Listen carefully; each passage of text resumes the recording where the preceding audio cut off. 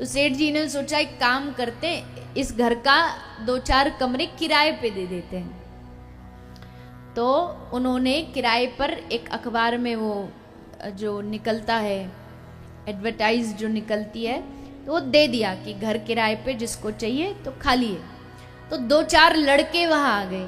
लड़कों ने कहा सेठ जी हमें ये किराए पे दे दो, हम विद्यार्थी हैं, हम पढ़ने वाले हैं यहाँ। तो सेठ जी ने कहा ठीक है, कितने लोग हो? बोले 4-5 लोग हैं हम। 2 कमरे दे दिए किराए पर। अब सेठ जी ने सोचा था अच्छे विद्यार्थी हैं, पढ़ेंगे लिखेंगे आएंगे आराम से, लेकिन हुआ क्या, वो विद्यार्थी तो थे नहीं, उल्टा सेठ जी का घर उन्होंने जुए का शराब का अड्डा बना दिया। वहाँ शराब पीते, जुआ खेलते, सब गलत गलत काम करते। सेठ जी को लगा कि ये तो गड़बड़ है। सेठ जी ने कहा कि हमारे घर से निकलो, निकल जाओ यहाँ से, हमको नहीं देना किराए पे। अब वो थोड़ा होता है ना, कुछ दबंग प्रकृति के लोग होते हैं, डॉन माइंडसेट के, तो थोड़ा वैसे टाइप के थे। अब सेठ जी कहे आराम से निकल जाओ, बोले हम नहीं निकलेंगे, कब्जा करके बैठ गए। सेठ जी बेचारे उनसे डरे भी, ये नौजवान हैं, कभी भी कुछ भी कर सकते हमारे साथ, बड़े डर के मारे अब घर से निकालना भी और निकाल भी नहीं पा रहे, क्या करें, बड़े परेशान। डराते हैं, धमकाते हैं सेठ जी को। सेठ जी बेचारे चुप। एक दिन क्या हुआ, सेठ जी शहर के चौराहे पे बैठे थे, तो ऐसे ही सब में बात चल रही थी कि शहर में नए एसपी साहब आ रहे हैं, नए एसपी साहब का तबादला हो रहा है।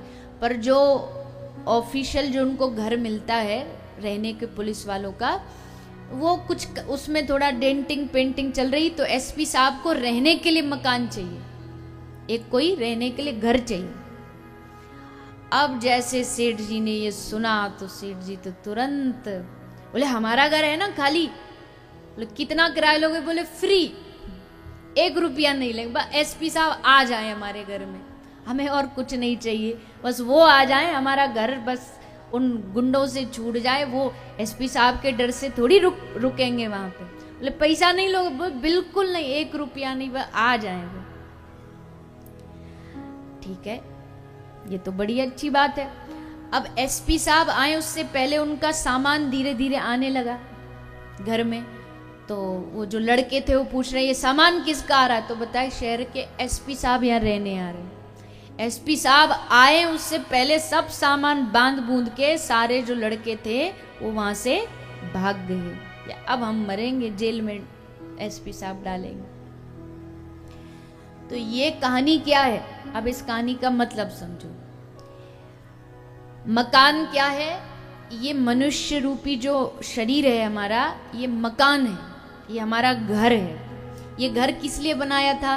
कि इसमें भगवान आके रहे, अच्छाइयां आके रहे। लेकिन हुआ क्या? हृदय भुवन प्रभु तोरा, जहां आए बसे बहु चोरा।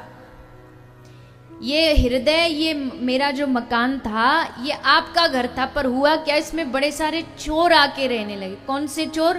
काम, क्रोध, लोभ, मोह, लालच, गुस्सा, ये सारे जो अवगुण हैं, इन्होंने अपना घर हमारे हृदय में बना लिया। ये हृदय बना इसलिए था कि इसमें भगवान आके रहेंगे, पर इसमें कब्जा कर लिया इन बुराइयों ने।